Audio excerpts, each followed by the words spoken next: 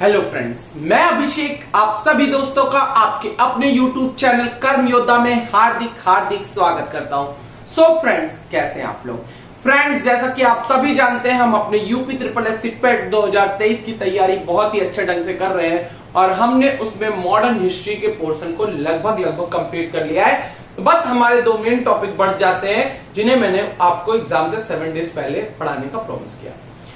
बेटा, अब हमने इकोनॉमिक्स की शुरुआत की है। इकोनॉमिक्स की हमारी 2 क्लासेस हुई थी, एक ऑफलाइन मोड में ही हुई थी, एक ऑनलाइन मोड में हुई थी, जिसमें मुझे लगता था कि बहुत सारे बच्चों को थोड़ी प्रॉब्लम थी, जिसकी वजह से वो क्लासेस अच्छे से देख नहीं पाए।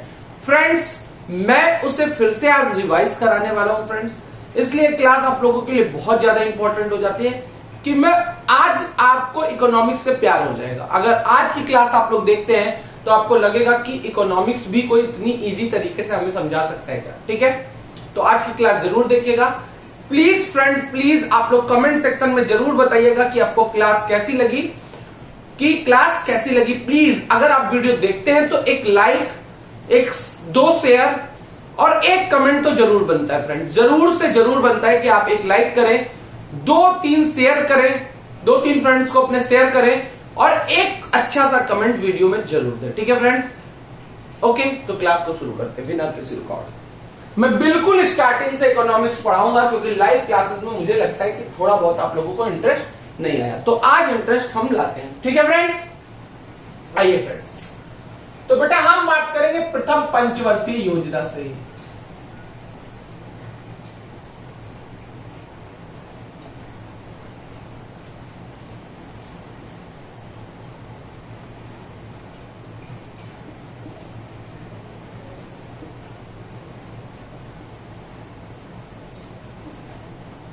प्रथम पंचवर्षीय योजना सबको पता है बेटा, आप सबको मैंने पहली क्लास में ही बताया था कि जो प्रथम पंचवर्षीय योजना थी वो 1951 से 1956 तक चली। ठीक है, अगर मैं कहूं तो इसका उद्देश्य क्या रहा? जब हमारी प्रथम पंचवर्षीय योजना थी उसका उद्देश्य क्या था, लक्ष्य क्या था? तो उद्देश्य या लक्ष्य क्या था इस पंचवर्षीय योजना का फ्रेंड्स?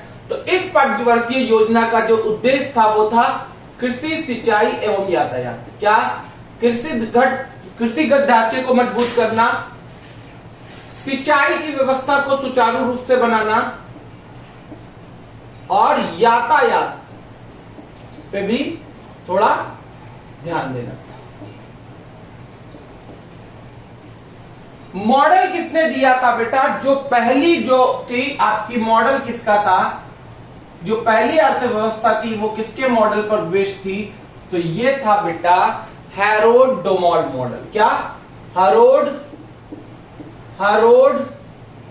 और डोमर मॉडल। क्या? हैरोल्ड डोमर मॉडल पे बेस्ड थी। तो फर्स्ट आपकी पंचवर्षीय योजना थी वो हैरोल्ड डोमर मॉडल पे क्या थी? हैरोल्ड डोमर मॉडल पर बेस्ड थी। ठीक है, क्या कार्य कौन से हुए बेटा फ्रेंड्स इस प्रथम पंचवर्षीय योजना के दौरान? कार्य कौन से हुए? तो सबसे पहला कार्य क्या हो गया बेटा? सिंदरी उर्वरक कारखाना खोला गया झारखंड में। कहां पे? सिंदरी उर्वरक कारखाना कहां खोला गया फ्रेंड्स? झारखंड में। कहां खोला गया? झारखंड में। समझ में आ रही बात? सिंदरी उर्वरक कारखाना खोला गया झारखंड में। दूसरा बेटा बहुउद्देशीय नदी घाटी परियोजनाओं का शिलान्यास किया गया। बहुउद्देशीय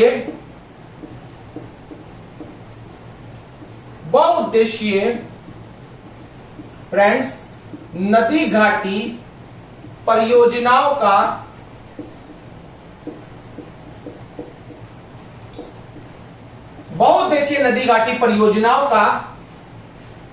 शिलान्यास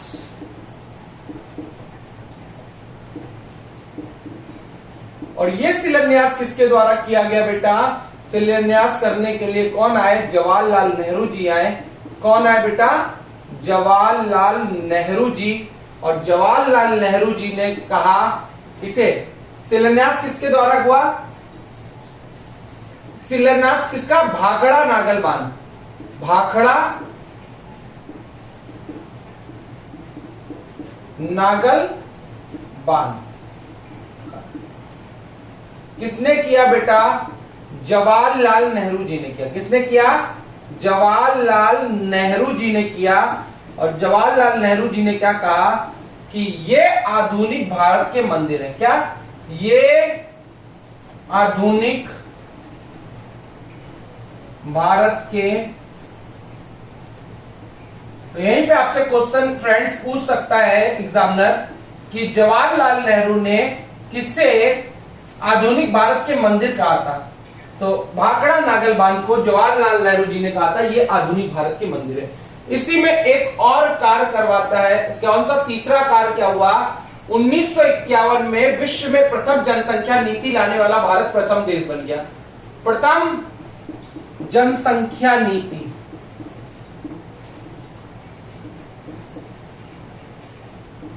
विश्व में प्रथम जनसंख्या नीति कौन लाया? भारत। चौथा कार्य क्या हुआ बेटा? चितरंजन लोकोमोटिव वर्कशॉप खोली गई। क्या? Chittaranjan locomotive, Chittaranjan locomotive workshop कहां पे? पश्चिम बंगाल में। कहां पे फ्रेंड्स? पश्चिम बंगाल में। इसे नोट कर लीजिए फ्रेंड्स, जल्दी से इसका स्क्रीनशॉट ले लीजिए without delay, fast take it. जल्दी से इसका स्क्रीनशॉट ले लीजिए बहुत तेजी से, ठीक है? एक बार मैं देख लेता हूं सारी चीजें अच्छे से चल रही हैं। बिल्कुल एकदम बढ़िया।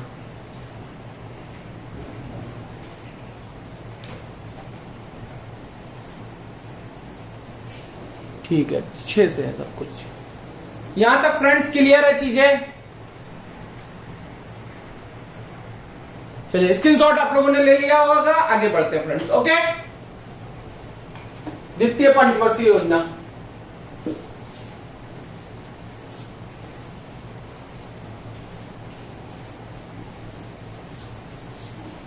कुछ और भी बातें हैं जो हम इस प्रथम पंचवर्षीय योजना में कर लेते हैं। यहां तक तो हो गई। अब बेटा प्रथम पंचवर्षीय योजना का जो लक्ष्य था, प्रथम पंचवर्षीय योजना का लक्ष्य कितना था बेटा? तो प्रथम पंचवर्षीय योजना का जो लक्ष्य था वो लक्ष्य था बेटा कितना? 2.1% का, और प्राप्ति होती है 3.6% की। कितने की प्राप्ति होती है?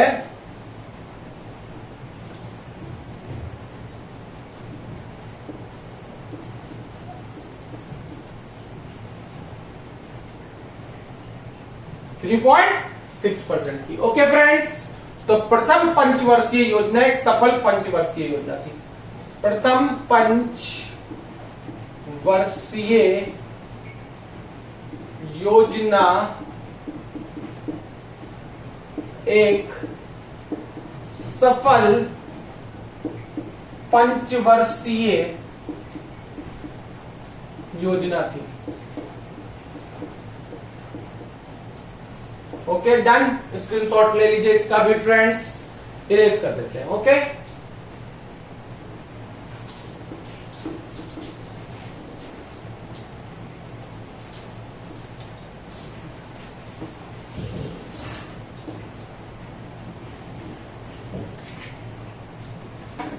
अब कौन सी पंचवर्षीय आती है बेटा? बेटा द्वितीय पंचवर्षीय योजना। कौन सी पंचवर्षीय योजना? द्वितीय पंचवर्षीय योजना।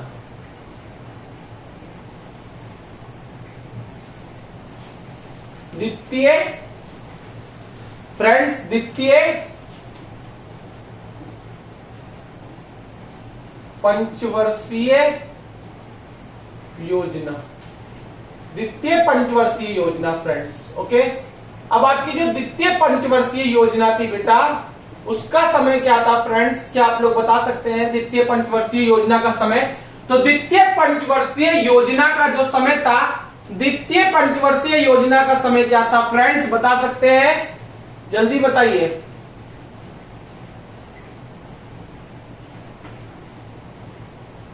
द्वितीय पंचवर्षीय योजना, तो बेटा जो द्वितीय पंचवर्षीय योजना थी इसका समय था 1956 से 1961। क्लियर है बात? समझ में आई? उद्देश्य क्या था बेटा? उद्देश्य क्या था? तो उद्देश्य पता होना चाहिए। उद्देश्य क्या था? उद्योगों का विकास। क्या? उद्योगों पर ज्यादा जोर था इसका, उद्योगों का विकास। मॉडल किसका था? तो बेटा वैसे तो महालनोबिस मॉडल बोला जाता है, लेकिन हम यहाँ पे नेहरू महालनोबिस मॉडल बोल देंगे। क्या? नेहरू जी को अभी कभी कभी बोला जाता है, तो नेहरू महालनोबिस, क्योंकि उस समय के प्रधानमंत्री कौन थे? जवाहरलाल नेहरू जी थे। कौन थे?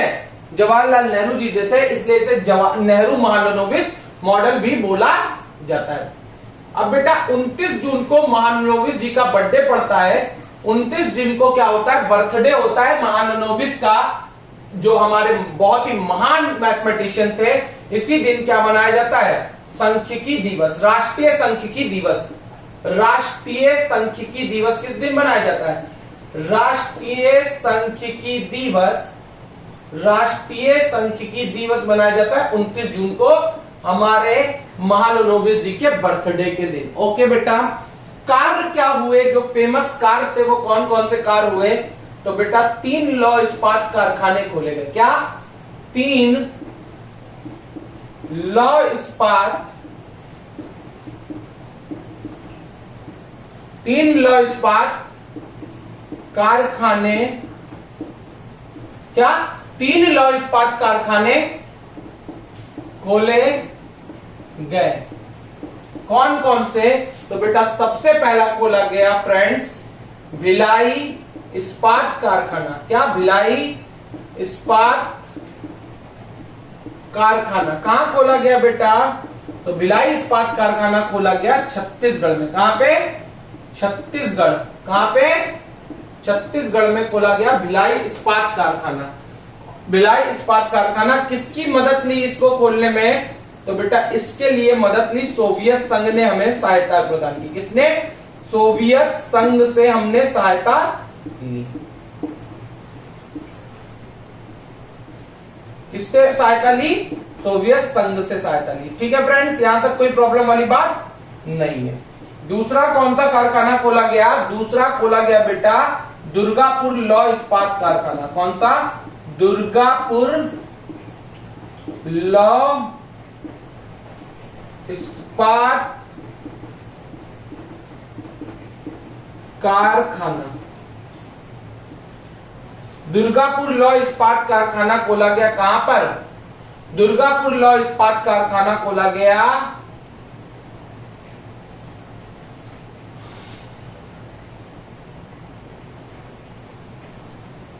दुर्गापुर लौह इस्पात कारखाना खोला गया कहां पर बेटा? पश्चिम बंगाल में। कहां पर फ्रेंड्स?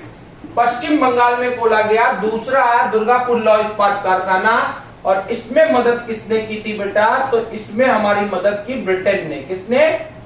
ब्रिटेन ने। इसको खोलने पर हमारी मदद किसने की? ब्रिटेन ने।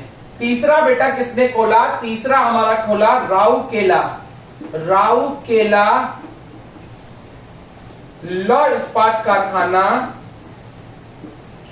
लौह इस्पात कारखाना, राउरकेला लौह इस्पात कारखाना। और ये कहां खोला गया बेटा? उड़ीसा में। कहां पे? उड़ीसा में खोला गया। कहां पे? उड़ीसा में। और इसको खोलने में हमारी मदद किसने की? इसको खोलने में हमारी मदद की किसने? किसने की बेटा? जर्मनी ने। किसने? यहां तक कोई दिक्कत वाली बात है फ्रेंड्स? यहां तक नोट डाउन कर लीजिए जल्दी से, विदाउट डिले स्क्रीनशॉट ले लीजिए फ्रेंड्स। समझ में आ रही होंगी चीजें? ठीक है, डन। सब अच्छे से चल रहा है, बिल्कुल perfect. Can I erase it? Okay, I think he complete हो गया। देख लीजिए अच्छे से फ्रेंड्स, सारी चीजें इरेज करते हैं।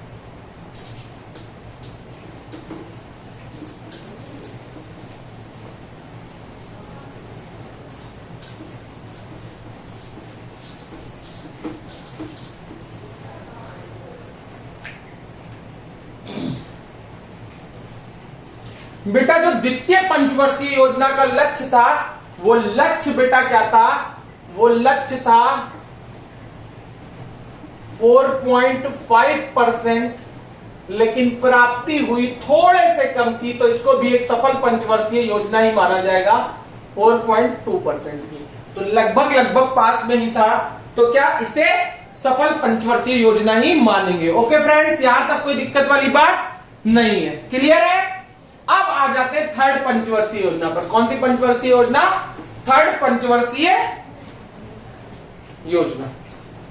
अब देखो बेटा, जो हमारी थर्ड पंचवर्षीय योजना था, तीसरी पंचवर्षीय योजना जो थी, क्या फ्रेंड्स, तीसरी पंचवर्षीय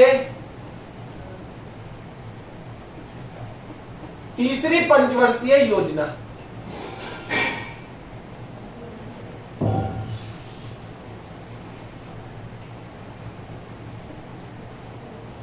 तीसरी पंचवर्षीय योजना। बेटा जो आपकी तीसरी पंचवर्षीय योजना थी, उस कब से कब तक रही? तो 1961 से 1966 तक। कब? 1961 से 1966 तक रही। क्या उद्देश्य था इस पंचवर्षीय योजना का? तो इसका उद्देश्य था कृषि प्लस उद्योगों का विकास, मतलब दोनों का विकास हो साथ साथ, कृषि प्लस उद्योगों का विकास, मतलब कृषिगत ढांचे में भी सुधार हो और उद्योगों का भी विकास हो। समझ में आ रही बात?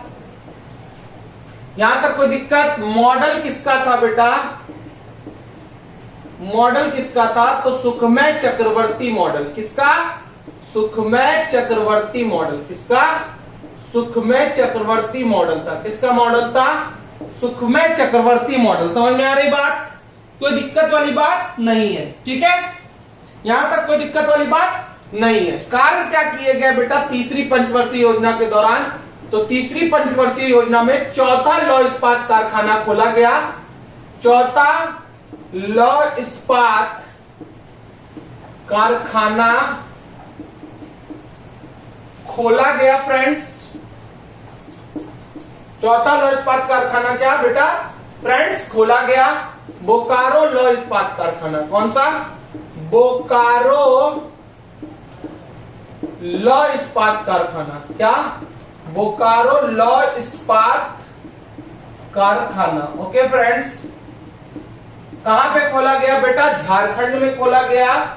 कहां पे खोला गया? झारखंड में खोला गया। इसे खोलने में मदद किसने की थी? इसे खोलने में भी हमारी मदद की सोवियत संघ, रूस ने।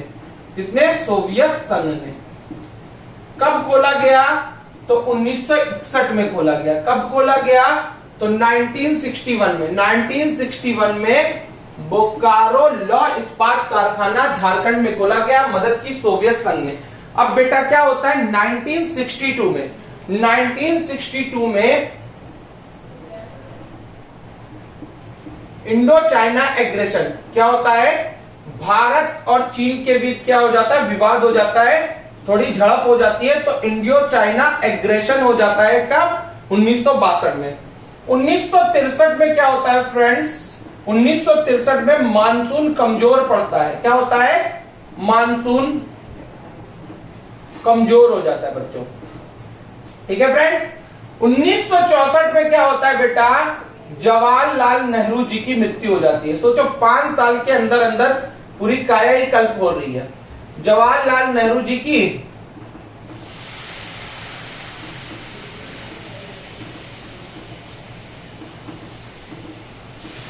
अब जवाहरलाल नेहरू जी की मृत्यु होती है, तो बेटा क्या होता है? कार्यवाहक प्रधानमंत्री बनते हैं।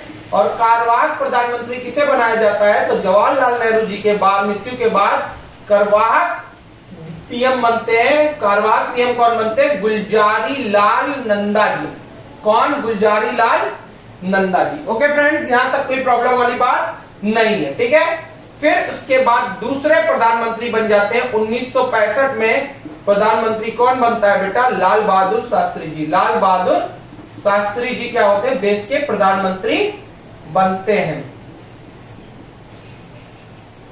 लाल बहादुर शास्त्री जी प्रधानमंत्री बनते हैं, और इनके प्रधानमंत्री बनते ही 1965 में भारत पाकिस्तान युद्ध होता है। और क्या पटकनी ये पाकिस्तान को देते हैं कि देख के मजा ही आ जाता है। भारत पाकिस्तान युद्ध, भारत पाकिस्तान युद्ध होता है। और बेटा फिर 1966 में क्या होता है? 1966 में रूस हम लोगों को ताशकंद बुलाता है। ताशकंद कौन सी जगह? ताशकंद में ताशकंद समझौता होता है भारत और पाकिस्तान के बीच, सोवियत संघ कराता है। कहां पर? उज्बेकिस्तान में। यहां तक कोई दिक्कत वाली बात?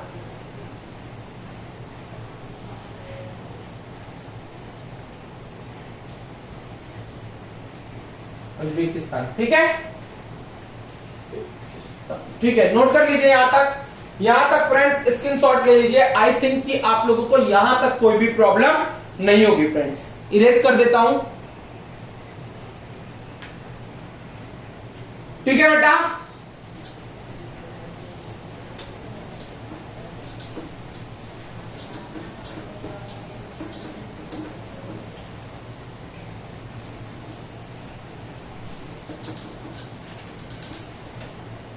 अब फ्रेंड्स क्या होता है? फ्रेंड्स सुनिए, आगे सुनिए। अब बेटा क्या होता है? अब बेटा इसी टाइम पे अब फिर से 1966 में कार्यवाहक प्रधानमंत्री बनते हैं। कौन?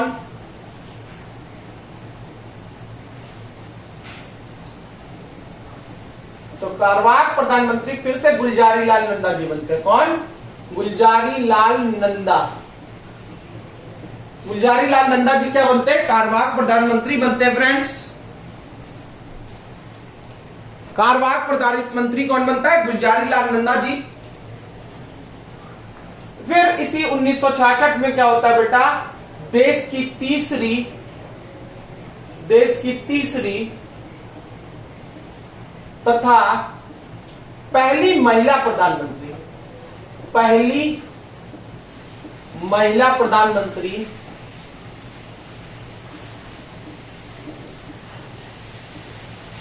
इंदिरा गांधी जी बनती है। कौन?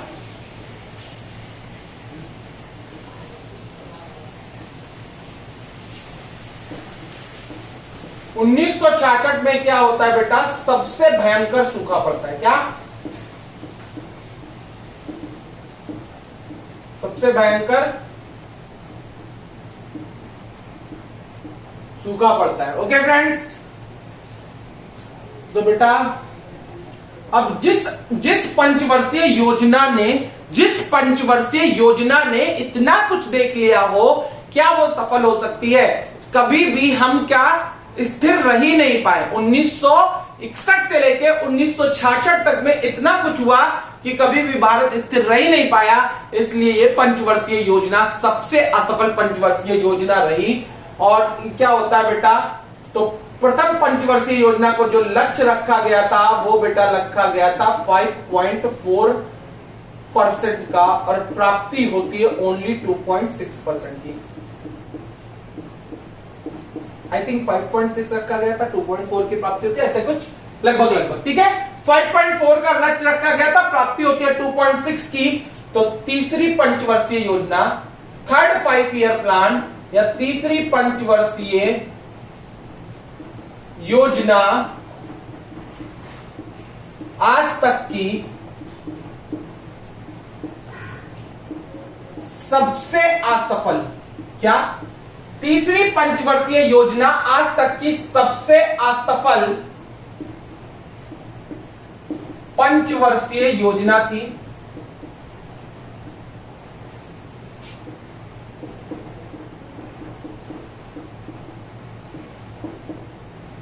तीसरी पंचवर्षीय योजना के दौरान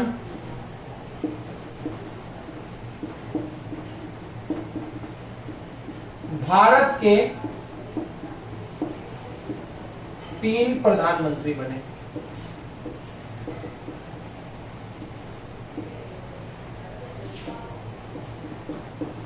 तो ये पंचवर्षीय योजना बेटा सबसे अनसक्सेसफुल रही। अब बेटा 1966 से प्रथम योजना अवकाश का समय, प्रथम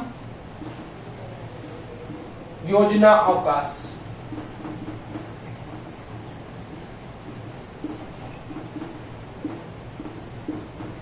अब बेटा सूखा पड़ गया है क्योंकि मानसून बहुत ज्यादा कमजोर हो गया है, तो कुछ ना कुछ भारत को करना था। तो यहीं पे हरित क्रांति आती है। अब हम इसके बाद हरित क्रांति के बारे में पढ़ेंगे, इसका स्क्रीनशॉट ले लीजिए फ्रेंड्स। ओके,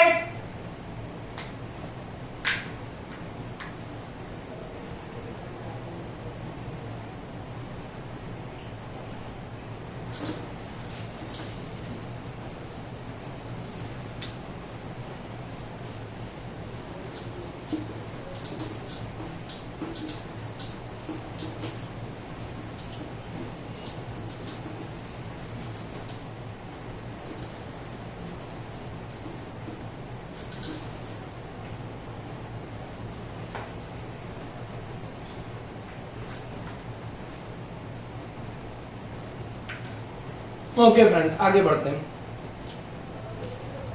बेटा। अब इंदिरा गांधी जी कहती हैं कि सूखे की समस्या से तो हमें निपटना ही है। तो इंदिरा गांधी जी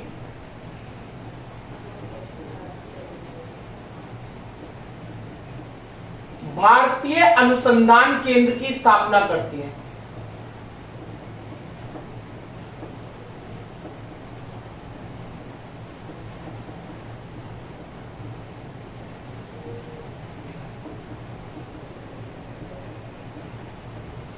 उन्नीस में इंदिरा गांधी जी भारतीय अनुसंधान केंद्र की स्थापना कहां पर?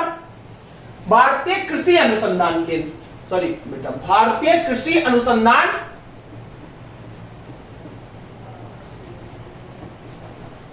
अनुसंधान केंद्र की स्थापना करती है। कहां पर? नई दिल्ली में। और इसका अध्यक्ष किसे चुनती है? इसका डायरेक्टर किसे बनाती है बेटा? तो इसका डायरेक्टर वो बनाती है एमएस स्वामीनाथन को। Director MS Swaminathan. किसको? MS Swaminathan. The father of green revolution in India, या भारतीय हरित क्रांति के जनक। भारतीय हरित क्रांति के जनक कह ले, पिता कह ले, या the father of green revolution in India. Father of green revolution in India. Okay, तो क्या होता है बेटा? भारतीय कृषि अनुसंधान केंद्र की स्थापना इंदिरा गांधी जी नई दिल्ली में करती है। इसका डायरेक्टर एमएस स्वामीनाथन जी को बनाती है, जिन्हें भारतीय हरित क्रांति के जनक या भारतीय हरित क्रांति के पिता या father of green revolution in India, India में ग्रीन रेवोल्यूशन का पिता कहा जाता है। भारतीय हरित क्रांति का जनक इन्हीं को कहा जाता है, father of green revolution of India. ठीक है, ठीक है, यहां तक की कोई दिक्कत वाली बात नहीं है। अब बेटा क्या होता है, एमएस स्वामीनाथन जी मिलने जाते हैं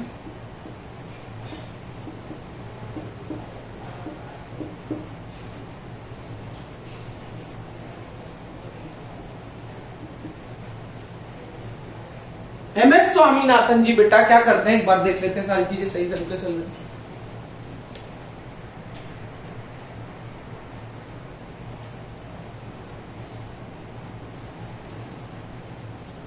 एमएस स्वामीनाथन जी क्या करते हैं बेटा, मिलने जाते हैं किससे? नॉर्मन बोरलॉग से। किससे? नॉर्मन बोरलॉग से। नॉर्मन बोरलॉग से मिलने जाते हैं, जिन्हें बेटा क्या कहते हैं? Father of green revolution. Father of green revolution मतलब वर्ल्ड में ग्रीन रेवोल्यूशन का पिता कौन था?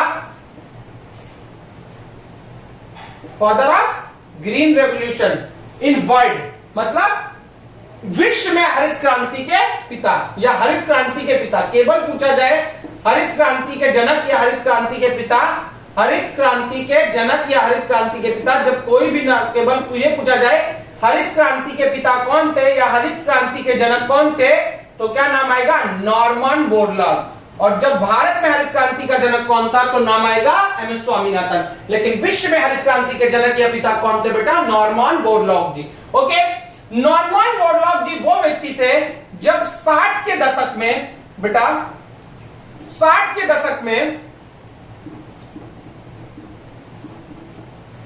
दशक में यूएसए के थे। किसके थे?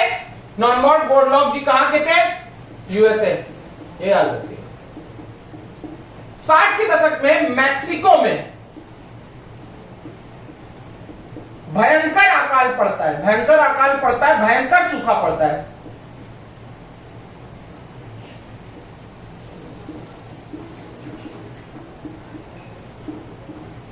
उस समय में इन्होंने क्या किया था बेटा?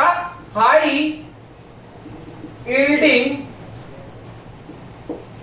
वैरायटी की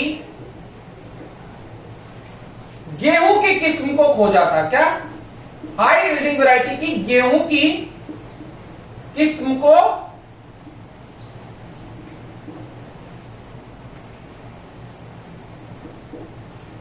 जिससे उस अकाल को इन्होंने खत्म किया था।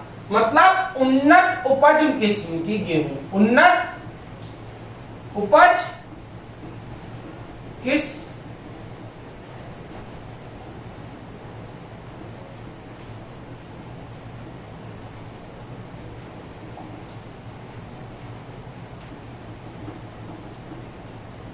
यहां तक का स्क्रीनशॉट ले लीजिए।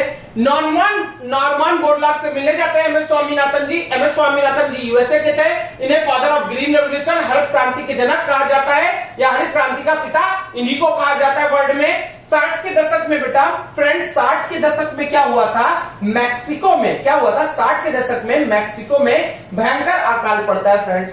तो ये क्या करते हैं, जो नॉर्मन बोरलॉग जी थे वो हाई यील्डिंग वैरायटी के गेहूं की किस्म को खोजते हैं, उन्नत उपज किस्म गेहूं की फसल, जो फसल बहुत ज्यादा और बहुत जल्दी होती थी, जिससे क्या होता है बेटा, जिससे वहां की क्या होती है, जो अकाल पड़ा उसमें बहुत ही। तो एमएस स्वामीनाथन जी क्या करते हैं, इनसे ले लेते हैं। तो एमएस स्वामीनाथन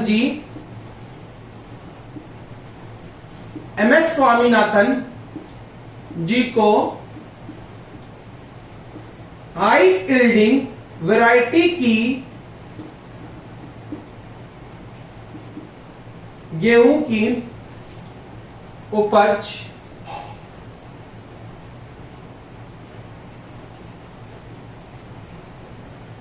किस्म दे देते हैं। अब भारत के पास एमएस स्वामीनाथन जी को हाई यील्डिंग वैरायटी की गेहूं की किस्म दे देते हैं नॉर्मन बोरलॉग जी। मतलब भारत के पास क्या आ गई, हाई यील्डिंग वैरायटी की गेहूं की किस्म आ गई। और आम भाषा में इसे क्या कहते हैं, कल्याणी सोना। क्या कहते हैं, कल्याणी सोना, ऐसा सोना जो सबका कल्याण करने वाला था। तो आम भाषा में क्या कहते हैं, हाई यील्डिंग वैरायटी की गेहूं की किस्म जो थी उसे भारत में आम भाषा में क्या कहते हैं, कल्याणी सोना। और भारत के ही एक बेटा क्या थे, कृषि के साइंटिस्ट थे जी कुश जी। उन्होंने क्या किया बेटा, चावल की हाई यील्डिंग वैरायटी क्या कर ली, खोज ली।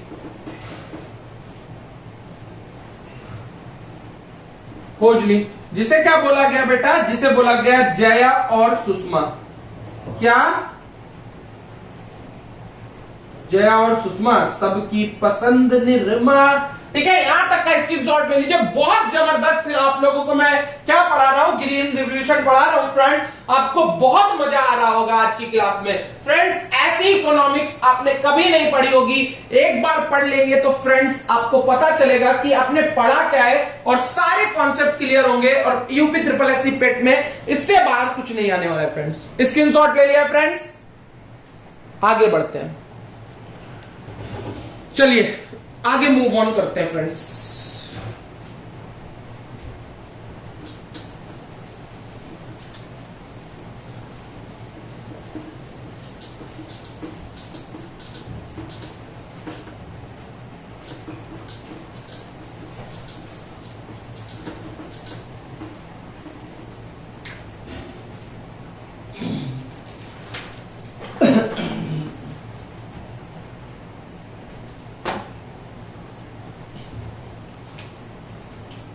बेटा क्या होता है, अब भारत के पास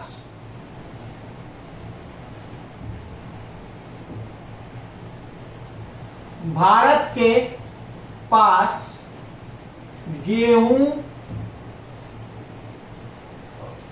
और चावल की उन्नत उपज किस्म। क्या, भारत के पास बेटा गेहूं और चावल की उन्नत उपज किस्म आ जाती है। अब क्या होता है, इनका ट्रायल शुरू हो जाता है। क्या हो जाता है, इनका ट्रायल शुरू हो जाता है। कहां पर बेटा, जींद पंजाब में। इनका ट्रायल कहां पे होता है, जींद पंजाब में।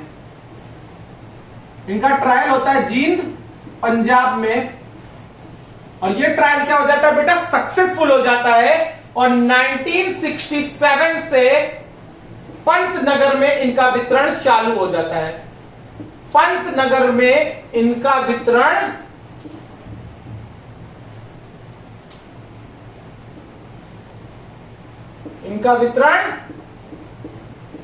चालू, और यहीं से भारत में हरित क्रांति की क्या हो जाती है, शुरुआत हो जाती है। यहीं पे क्या हो जाती है, तो भारत में हरित क्रांति की शुरुआत कब हुई, तो भारत में हरित क्रांति की शुरुआत 1967 में हुई। तो भारत में हरित क्रांति की शुरुआत। कोई दिक्कत, कोई परेशानी फ्रेंड्स? आई थिंक फ्रेंड्स आपको सब कुछ समझ में आ रहा होगा, और आज की क्लास आपको बहुत जबरदस्त लग रही होगी, क्योंकि मैं बहुत एनर्जी से आप लोगों को आज पढ़ा रहा हूं। पूरी एनर्जी मैंने झोंक दी है आज की क्लास में। ओके फ्रेंड, ये वीडियो पक्का वायरल होनी चाहिए। आप लोगों का काम है कि ये वीडियो वायरल हो। ओके फ्रेंड्स, अब बेटा क्या होता है हरित क्रांति की शुरुआत। अब क्या होता है, भारत के खाद्यान्न उत्पादन में वृद्धि। भारत के खाद्यान्न उत्पादन में वृद्धि, सर्वाधिक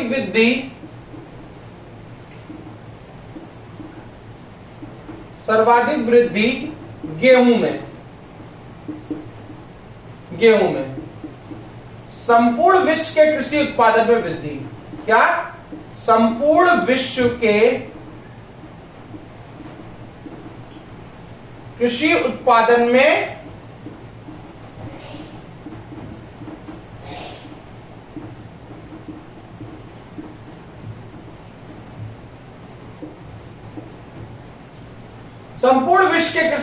में वृद्धि होती है। और इसे देख के एक पर्सन होते हैं विलियम गौर जी। कौन फ्रेंड्स? एक पर्सन होते हैं कौन?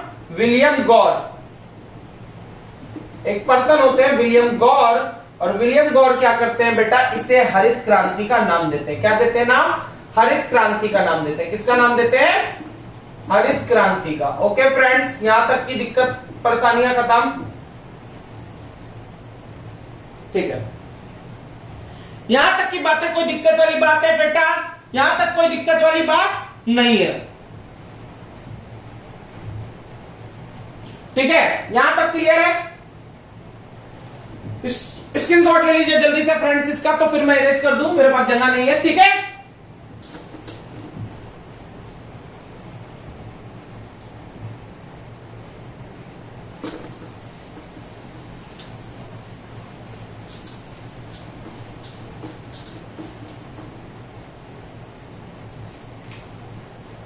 अब नॉर्मन बोरलॉग जी को क्या मिलता है बेटा? ऐसे भी लिखते हैं कुछ लोग नॉर्मन। ठीक है,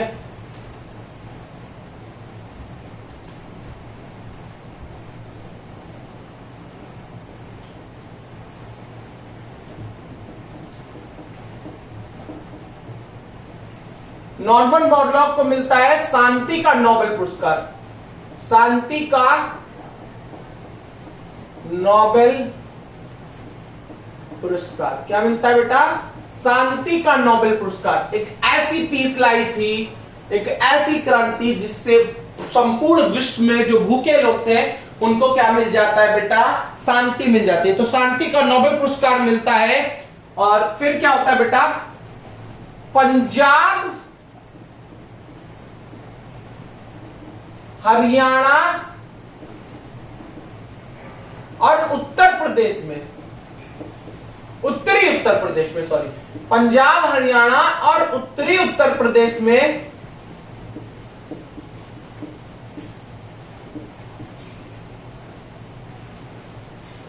हरित क्रांति सफल होती है। क्या होती है? हरित क्रांति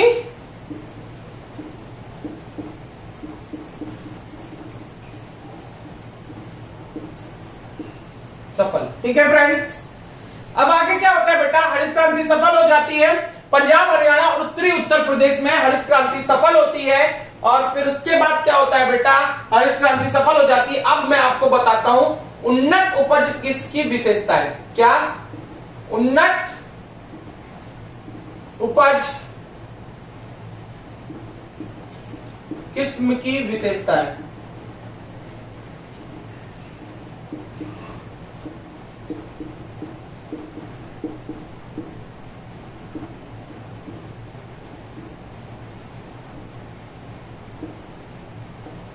तो पहली विशेषता तो हो जाती है बेटा अधिक सिंचाई की आवश्यकता।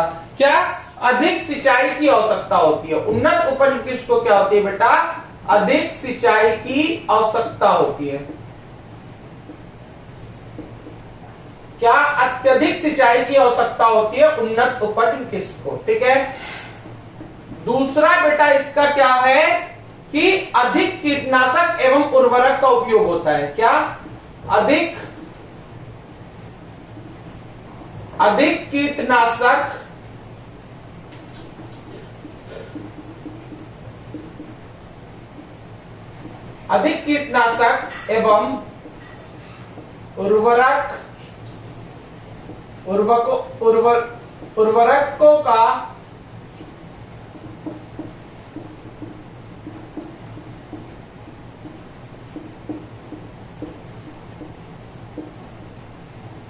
उर्वरकों का उपयोग होता है। क्या? अधिक कीटनाशक एवं उर्वरकों का उपयोग होता है। ठीक है फ्रेंड्स, यहां तक कोई दिक्कत वाली बात नहीं है। और बेटा जब ये दोनों चीज अधिक होगी, सिंचाई अधिक होगी, कीटनाशक और उर्वरक, तो अधिक लागत की भी आवश्यकता होगी, ज्यादा लागत लगेगी, अधिक लागत की आवश्यकता। अब बेटा उन्नत उपज किस्म की के दुष्प्रभाव।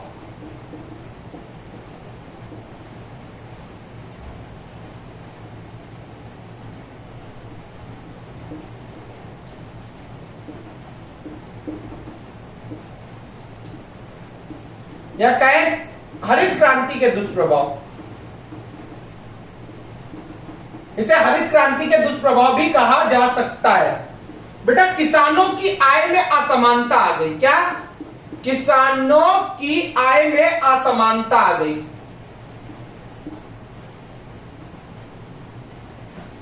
किसानों की आय में असमानता मतलब जो किसान थे बेटा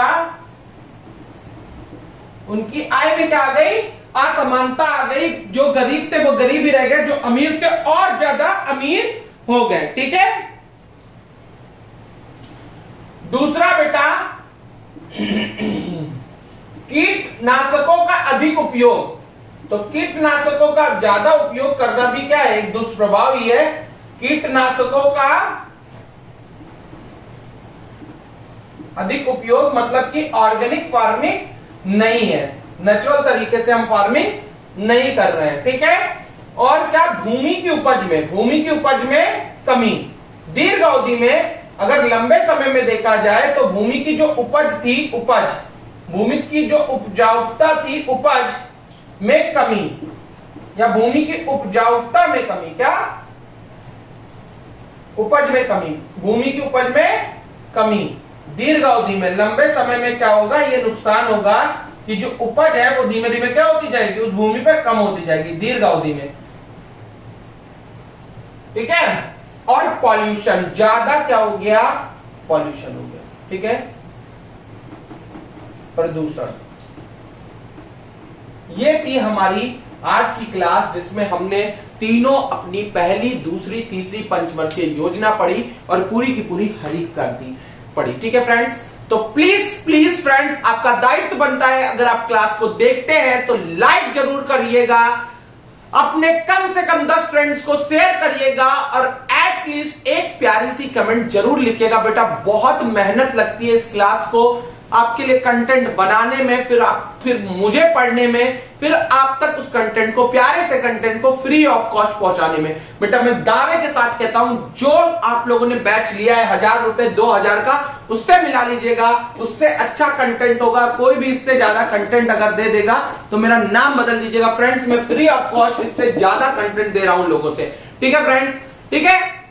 और आपके लिए एक सरप्राइज भी है बेटा, कल से आपको एग्जैक्ट 7 बजे मिल जाया करेगी कौन सी क्लास? आपकी 7 बजे एग्जैक्ट मिल जाया करेगी आपके लिए एक स्पेशल क्लास में लेके आ रहा हूं। तो एग्जैक्ट 7 बजे आपको मिल जाया करेगी आपकी जीके की क्लास। किसकी? जीके की क्लास, जिसमें हम पढ़ेंगे केबल और केबल स्टैटिक जीके। एक एक टॉपिक हम उठाएंगे और एक एक टॉपिक को पूरा नस्तानाबूद करेंगे, खत्म करेंगे। एक एक टॉपिक से शुरुआत करेंगे और एक एक टॉपिक को पूरी तरीके से क्या कर देंगे? खत्म करेंगे। उस टॉपिक को उठाएंगे और उसी टॉपिक को उसी दिन क्या कर देंगे? खत्म कर देंगे।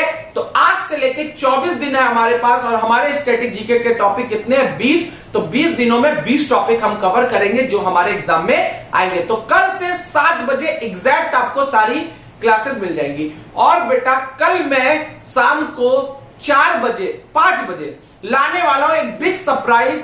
किसके? हमारे AI ऑल इंडिया सैनिक स्कूल एंट्रेंस एग्जाम के बच्चों के लिए, मतलब AISSE एग्जाम के बच्चों के लिए, ऑल इंडिया सैनिक स्कूल एंट्रेंस एग्जाम के बच्चों के लिए, AISSE एग्जाम के बच्चों के लिए, प्लस किसके? नवोदय विद्यालय के बच्चों के लिए, प्लस किसके लिए? प्लस सैनिक स्कूल के बच्चों के लिए, plus central Hindu school CHS के बच्चों के लिए। बेटा तीनों का सिलेबस लगभग सेम होता है। जो बच्चे YouTube इतिहास में आज तक को भी ऐसा नहीं हुआ होगा कि आपको इसकी तैयारी फ्री ऑफ कॉस्ट कराई जाए किसी चैनल पर, हम आपको पूरी तैयारी कराएंगे। Central Hindu school, all India सैनिक स्कूल एंट्रेंस एग्जाम और किसकी? नवोदय विद्यालय की पूरी तैयारी फ्री ऑफ कॉस्ट, आपसे कोई चार्जेस नहीं लेंगे, आपको बिल्कुल बेसिक से बताएंगे। तो कल आप लोग जुड़ना मत भूलिए। शाम को 5 बजे हम आपके लिए एक वीडियो अपलोड कर देंगे जिसमें हम अपनी स्ट्रेटेजी, सिलेबस और कौन क्या पढ़ाएगा आपको वो सारी चीजें बता देंगे फ्रेंड्स। ठीक है? तो बेटा फिर से आपको एक कोट के साथ छोड़े जा रहे हैं। हो गई है पीर पर वस्ती पिघलनी चाहिए, इसी माले से फिर कोई गंगा निकलनी चाहिए। सिर्फ हंगामा फैलाना मेरा मकसद नहीं है यारो, मेरी कोशिश है कि यह सीरत बदलनी चाहिए। मेरे सीने में ना सही, तेरे सीने में सही लगी हो आग, बस ये आग लगनी चाहिए। मेरे सीने में नहीं सही, लेकिन बेटा आपके सीने में आग होनी चाहिए कि यूपी SSSC पेट में 85+ स्कोर करेंगे और माँ बाप का सपना साकार करेंगे। तो ठीक है फ्रेंड्स, आपसे अलविदा लेने का समय आ गया है। तो आप लोगों से यही विनती है कि माँ बाप की सेवा करें, देश से प्रेम करें। जय हिंद, जय Bharat. Thank you, have a nice day.